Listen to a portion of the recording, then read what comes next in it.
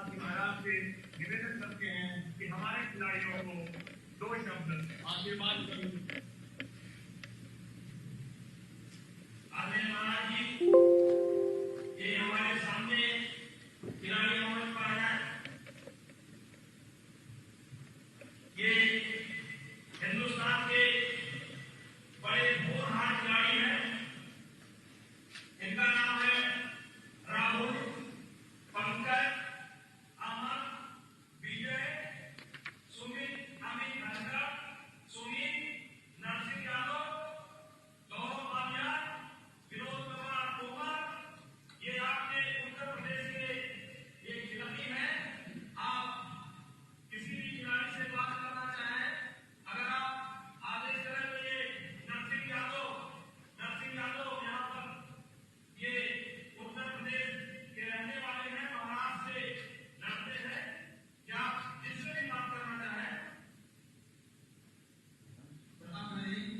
हाँ, नमस्ते, कैसे हैं आप? सिंह जी,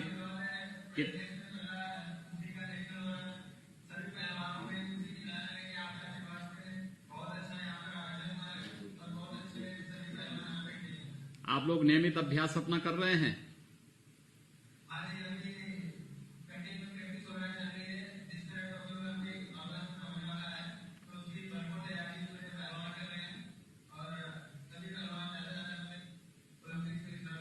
पिछले 10 महीनों से कोरोना के कारण खेल गतिविधियां एक प्रकार से बंद सी पड़ी हुई हैं। तो क्या आप देखते हैं आगे?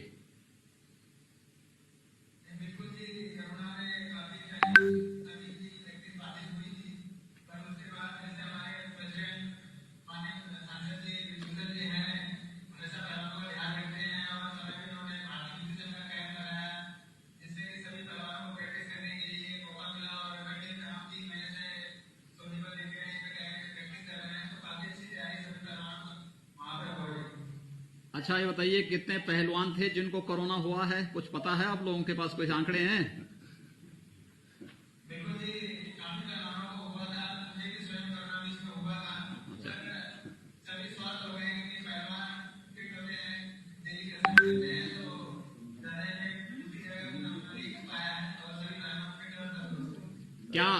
क्या अपेक्षा है सरकार से, उत्तर प्रदेश सरकार से? आप क्या अपेक्षा रखते हैं कि क्या खेल के प्रोत्साहन के लिए या खिलाड़ियों के लिए और रेसलिंग फेडरेशन के लिए क्या प्रदेश सरकार के स्तर पर हो सकता है?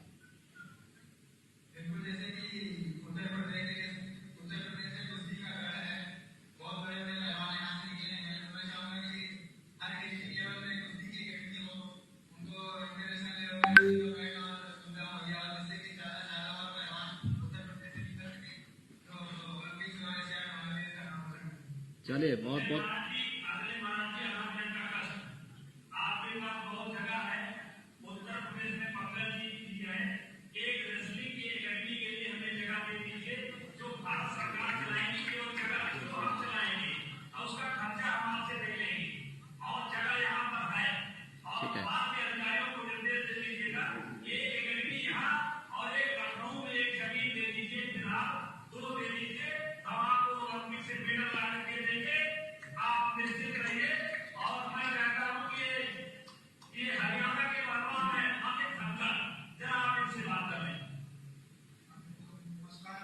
नमस्ते, कैसे हैं अमित जी?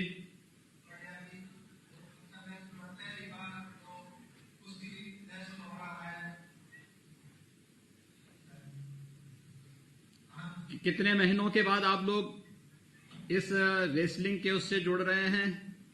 10 महीने बाद। अच्छा, लेकिन नियमित प्रैक्टिस करते हैं? प्रैक्टिस करनी चल रही है। हमारे माननीय सांसद जी रेसलिंग का और बहुत अच्छी प्रैक्टिस करने सभी कर रहा है। लेकिन माननीय सांसद जी को भी तो बीच में कोरोना हो गया था। हमारा प्रैक्टिस कर रहे हैं। उनका श्वास अभी भी फूल रहा है। बहुत बहुत धन्यवाद। चलिए, हमारी शुभकामनाएं।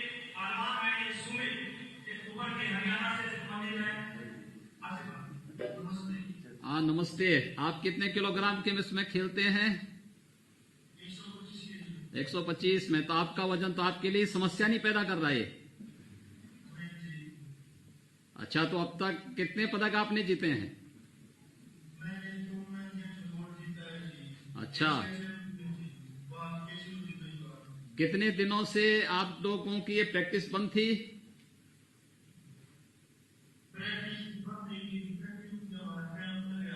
प्रैक्टिस निरंतर चलता रहा। चलिए, बहुत सुंदर, हमारी बधाई और शुभकामनाएं। नमस्ते जी। उत्तर प्रदेश का बहुत महत्वपूर्ण गौरव आ गया, किससे बात करेंगे? गौरव आ गया। नमस्ते। नमस्ते जी, गौरव जी कैसे हैं आप? कितने केजी के उसमें खेलते हैं आप? ठीक है, बहुत सुंदर। आपकी नियमित प्रैक्टिस चल रही है? किसी प्रकार की कोई दिक्कत?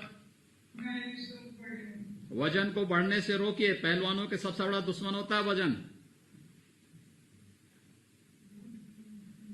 ठीक है ना?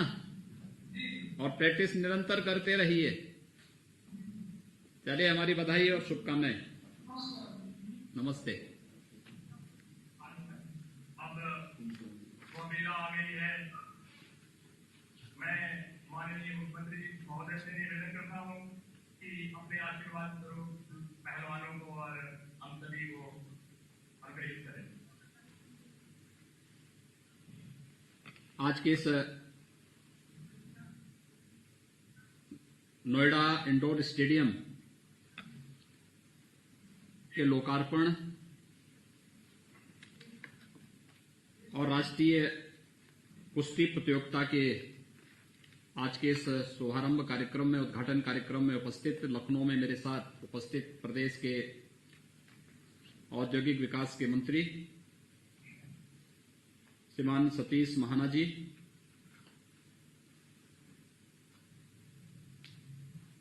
प्रदेश के खेल मंत्री श्री उपेंद्र तिवारी जी, रेसलिंग फेडरेशन के अध्यक्ष माननीय सांसद श्री ब्रजभूषण शरण सिंह जी, माननीय विधायकगण श्री पंकज सिंह जी, धीरेन्द्र सिंह जी, प्रदेश के अवस्थापना और औद्योगिक विकास के आयुक्त श्री आलोक टंडन जी, अपर मुख्य सचिव औद्योगिक विकास तथा अपर मुख्य सचिव सूचना, प्रमुख सचिव खेल समेत सभी हमारे वरिष्ठ प्रशासनिक अधिकारीगण, सीओ नोएडा समेत सभी नोएडा में उपस्थित अथॉरिटी से जुड़े हुए अधिकारीगण, इस कार्यक्रम के संयोजक श्री जैन सिंह जी और देश के सभी प्रतिभाशाली जितने भी प्रतिभागीगण हैं, दर्शक हैं, मैं इन सबको नोएडा अथॉरिटी के द्वारा जो इंडोर स्टेडियम आज बनाकर के तैयार किया गया है, इसके लोकार्पण के अवसर पर आप सभी खेल प्रेमियों को हृदय से बधाई देता हूं, अपनी शुभकामनाएं देता हूं। यह हमारे लिए अत्यंत प्रसन्नता का क्षण है कि नोएडा, ग्रेटर नोएडा में एक विशेष अवसर प्राप्त हो रहा है।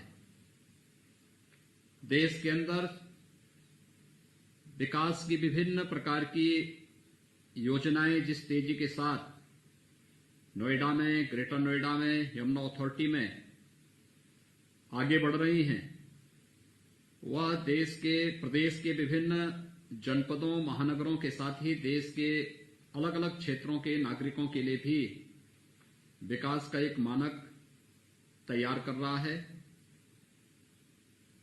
एक शिकायत जो अक्सर हमें प्रदेश के खिलाड़ियों से मिलती थी कि खेल गतिविधियों में जो विकास होना चाहिए उसमें अपेक्षित विकास नहीं हो पा रहा है। लेकिन मुझे बताते हुए प्रसन्नता है कि इंडोर स्टेडियम नोएडा में जो स्टेडियम है, उसी स्टेडियम के बगल में बनकर के तैयार हुआ है। इसमें अत्याधुनिक सुविधाएं इस स्टेडियम में उपलब्ध हैं ही, 101 करोड़ रुपए की लागत से 8040 वर्ग मीटर क्षेत्रफल में यह स्टेडियम बनकर के तैयार हुआ है और 4000 से अधिक दर्शक वहां पर उसके बहुउद्देशीय इंडोर स्टेडियम में बैठने की क्षमता वहां पर पहले से मौजूद है। इंडोर स्टेडियम में badminton, table tennis, basketball, handball, volleyball, gymnastic, judo, wrestling, अन्य तमाम प्रकार की खेल गतिविधियां एक साथ संचालित की जा सकती हैं। स्वाभाविक रूप से इस इंडोर स्टेडियम का उद्घाटन जब हो रहा है तो मेरे लिए अतिरिक्त प्रसन्नता का क्षण है कि हम लोगों ने मार्च द्वितीय सप्ताह से प्रदेश के अंदर वैश्विक महामारी कोरोना को ध्यान में रख करके पहले चरण में लॉकडाउन लगभग 2 महीने रहा। इसके बाद भी कोरोना के संक्रमण को देखते हुए एक प्रयास किया गया कि किसी भी स्थिति में कोरोना के संक्रमण को रोकना है और इसे रोकने के क्रम में खेल गतिविधियां लगभग बंद सी पड़ी हुई हैं। उन स्थितियों में प्रदेश के अंदर एक राष्ट्रीय प्रतियोगिता का आयोजन जो आज यहां पर रेसलिंग फेडरेशन के सहयोग से आज यहां पर संपन्न हो रही है, वह हम सबके लिए अतिरिक्त प्रसन्नता का क्षण है कि स्टेडियम, इंडोर स्टेडियम के साथ ही हम प्रदेशवासियों को और खासतौर पर गौतम बुद्ध नगर के वासियों को, पश्चिमी उत्तर प्रदेश के खेल प्रेमियों के लिए एक बहुत अच्छे इंडोर स्टेडियम के साथ साथ इस राष्ट्रीय प्रतियोगिता जो रेसलिंग फेडरेशन के तत्वाधान में आयोजित हो रही है यह भी यहां पर उपलब्ध करा रहे हैं। हम समझ सकते हैं जितने भी हमारे यहां पर पहलवान हैं, स्वाभाविक रूप से 10 महीनों से उनके मन में अभिलाषा रही होगी कि उनको नियमित प्रैक्टिस के लिए कब शासन स्तर पर सुविधा प्राप्त हो पाएगी। देश ने कोरोना प्रबंधन में जो कार्य प्रधानमंत्री मोदी जी के नेतृत्व में किया है, अब वैक्सीनेशन के बाद हम लोग सभी गतिविधियों को पूर्व की भांति प्रारंभ करने के लिए पूरी तरह तैयार हो रहे हैं। 15 फरवरी तक हम लोग पहले चरण के टीकाकरण के कार्यक्रम को संपन्न कर देंगे। 15 फरवरी से द्वितीय चरण का टीकाकरण का कार्यक्रम प्रारंभ होगा और हर हाल में हमारा प्रयास होगा कि भारत सरकार ने जो टीकाकरण के लिए मानक तय किए हैं, जो गाइडलाइन तय की है, उसके अनुरूप हर जरूरतमंद तक हम ये सुविधा उपलब्ध करवा सकें। और आज मुझे बताते हुए प्रसन्नता है, कल भी 1 लाख से अधिक जितने हेल्थ वर्कर्स थे उन लोगों को टीकाकरण की कार्रवाई प्रदेश में संपन्न हुई है। पहले चरण में भी जो टीकाकरण के लिए निर्धारित थे उनमें से 71% लोगों ने टीकाकरण के इस कार्यक्रम को प्रदेश के अंदर इससे आच्छादित होकर के इसका लाभ प्राप्त किया है। अब हम लोग इसके बाद टीकाकरण की कार्रवाई संपन्न होने के साथ ही सभी प्रकार की गतिविधियों को प्रारंभ करेंगे और मैं रेसलिंग फेडरेशन को इस बात के लिए हृदय से धन्यवाद दूंगा कि प्रदेश में राष्ट्रीय स्तर की प्रतियोगिता ये पहली बार यहां पर कोरोना के बाद आयोजित हो रही है और खासतौर पर ये इंडोर स्टेडियम एक राष्ट्रीय प्रतियोगिता के साथ जुड़ रही है, जिसमें अनेक हमारे जो उभरते हुए पहलवान इस प्रतियोगिता में वहां पे भाग ले रहे हैं, जिसमें जो सिल्वर मेडल 2016 के एशियन जूनियर प्रतियोगिता मनीला के जो सिल्वर मेडल से सम्मानित हुए थे, श्री राहुल, SSB से श्री पंकज, ये 2018 के वर्ल्ड सीनियर प्रतियोगिता में इन्होंने भाग लिया। यासर डांगो ये अंतर्राष्ट्रीय प्रतियोगिता में इन्होंने भाग लिया था। महाराष्ट्र से एशियन जूनियर ताइचुंग हैं, हरियाणा से अमन हैं, हरियाणा से ही अमित हैं, महाराष्ट्र से नरसिंह यादव हैं, जितेंद्र हैं, उत्तर प्रदेश से गौरव बालियान हैं, विनोद कुमार हैं, सुमित हैं। ये अनेक ऐसे पहलवान हैं जो इस प्रतियोगिता में यहां पर प्रतिभाग कर रहे हैं।